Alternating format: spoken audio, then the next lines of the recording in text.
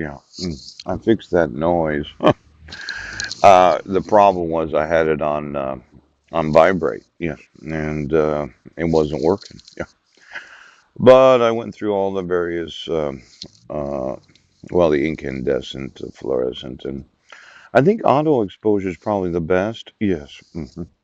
Now it's 1:30 and I didn't get any phone calls. I actually have the ringer on my phone, and it's kind of like law enforcement doesn't really feel a need to have to enforce my rights. I mean, I've seen police officers drive by, and this whole concept of having knowledge of crime and then not wanting to respond could be a problem. Yeah.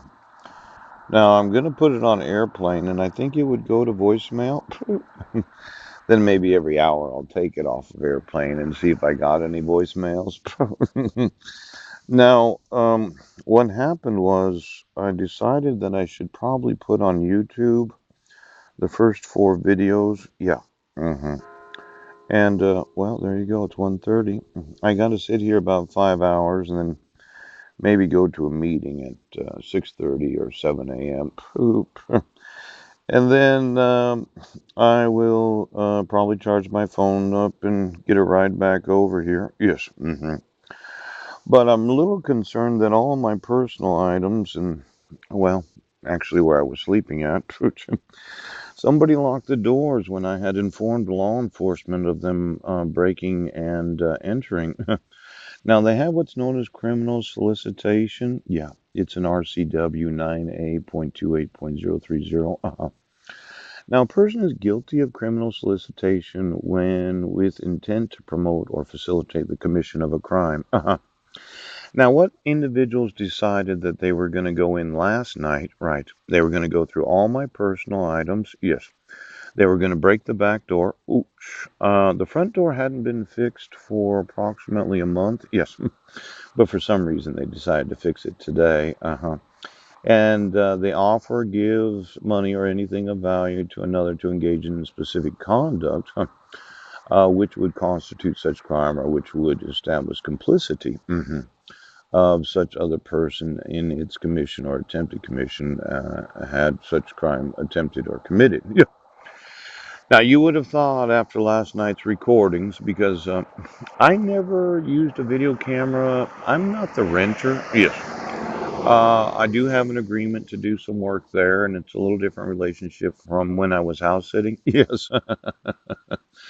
But somebody must have paid somebody to go in there with garbage bags and thought they just bagged the place up. And then taking the bed of the actual renter and putting it in the garage. Yes. I would say that that's criminal solicitation, that you got paid money or other thing to actually commit a crime. Yeah.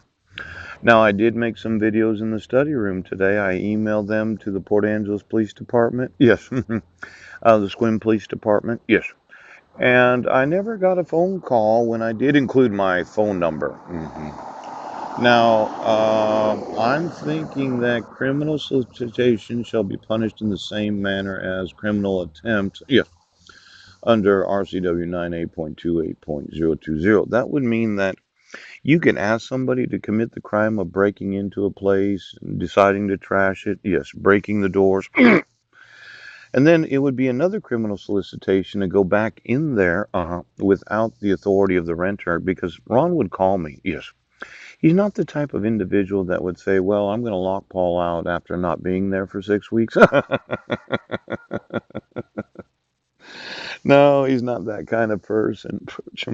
He would have called me if he'd gone back there, and he would have said, Paul, well, we've got to move. Yeah, had some sort of conversation with the property manager. I think there's multiple criminal solicitations that did or did not happen. It's the whole thought of asking somebody, well, if I pay you some money, yeah, last night, I want you to get in there and kick the guy's ass and roll up his sleeping bag and go through all of his personal items and break the window, shut the windows when he didn't want them shut, pooch, and break the back door, and then, well, go back today while I was doing the pruning and doing my laundry after I put all those clean clothes in there. I only have a t-shirt on and a leather jacket. It's kind of cold out here. I would have thought.